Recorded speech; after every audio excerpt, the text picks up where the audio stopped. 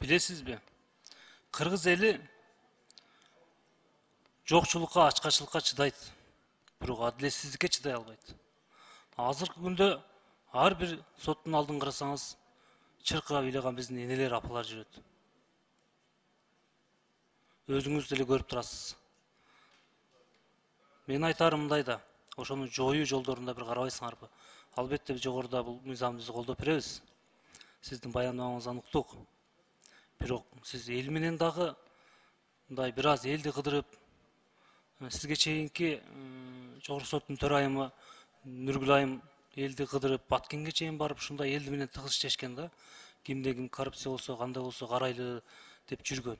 Сиз дагы ушул бир элди кыдырып, сот болуп жатканда ошо эл менен учурашып, эмне болду, кандай болду деп маселени деп бир убакыт бөлүп ошого элди бир аз кыдырып койсоңуз жакшы болот эле. Көлгө барыңыз, Таласка барыңыз, Баткенге барыңыз. Чындыгында өз көзүңүз менен көрөсүз да. Биз бул жерде айтып жатсак, силер сын катары кабыл алышыңар мүмкүн. Биз элди кыдырып жүрөбүз, кыдырып келдик. Ошон үчүн мен сизге факты менен айтып берейин. Жакын күндөрү ушу каникулда мен Ош шаарына барып келдим. Себеби Ош шаарынын номер 7-округтан шайланганыма байланыштуу мага кайрылышты. Осмонов Рахматулла Азимбаевич деген.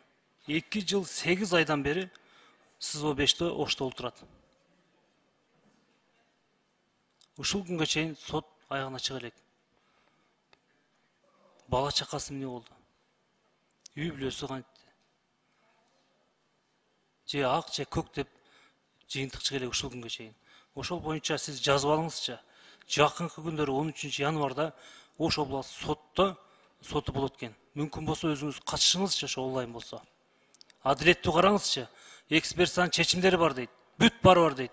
Эки тараптан келди дейт. Бирок соттор чыгып кетип калышты дейт. Бул эмне деген? Мен жогоруда коллегаларым туура айтат. Элдер адилеттүү болуп ошол жерде туруп берсе, келсе эки тарап. Сиздер болсо соттор чыгып кетсе, бул туура эмес. Жана ошондой эле мага берген кат боюнча ошол жабырлануучунун